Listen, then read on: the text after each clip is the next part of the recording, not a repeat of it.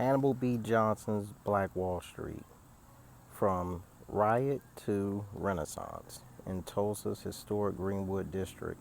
There's actually two Black Wall Street books that I read. This is the second one that I read. The first one, I'm gonna do a review on that one, but Hannibal's version of a Black Wall Street in his book, of course, he goes over the incident in Tulsa. Of course, he goes over that. He um, he goes over what happened with the riot. Of course, I don't really have to go too much into detail with that. Of course, everybody knows what happened with the riot. They know the incident.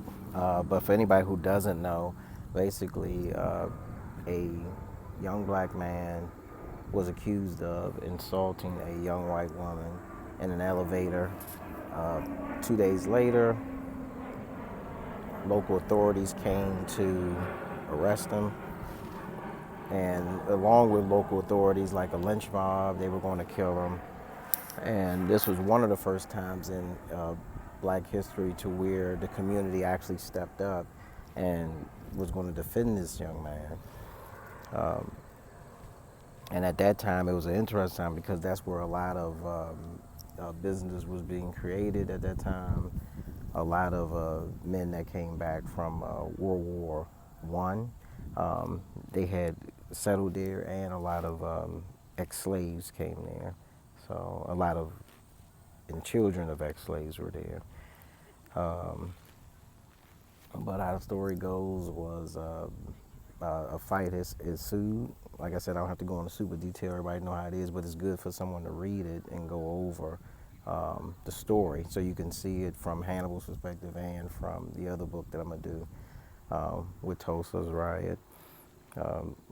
But with Hannibal's version that I like, because he goes into the time more so before the riot, which isn't talked about as much, and more so after the riot, because a lot of people would think that after the whole riot that pretty much it was over, but it wasn't. They did have a Renaissance period where everything pretty much came back, and then due to other issues, everybody pretty much left or was forced out.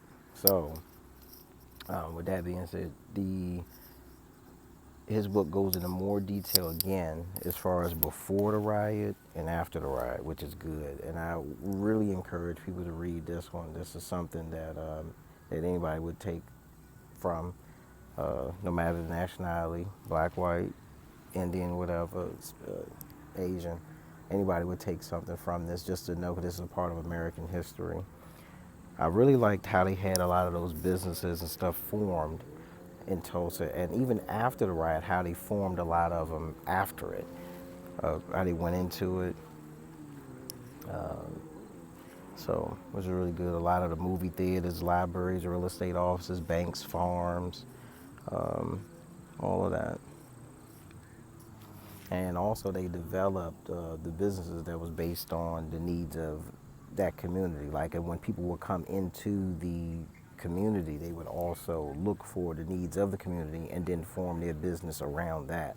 And that was part of the reason why they were so successful.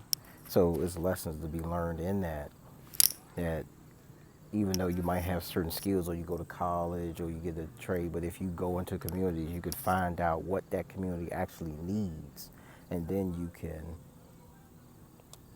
can see what the community needs, and you can get rich like that. A lot of people got rich and that money circulated. I don't know, they said maybe 20 times over. That's incredible that a dollar can change 20 plus times over in the same community. That's how you get wealthy, get rich. So again, Hannibal's goes over the riot, but it also goes over before and after, which is key. So definitely take a look at this book. Something that you must read. I'm gonna give another Black Wall Street book too by someone else, but I'll do the review on that. All right, y'all take care.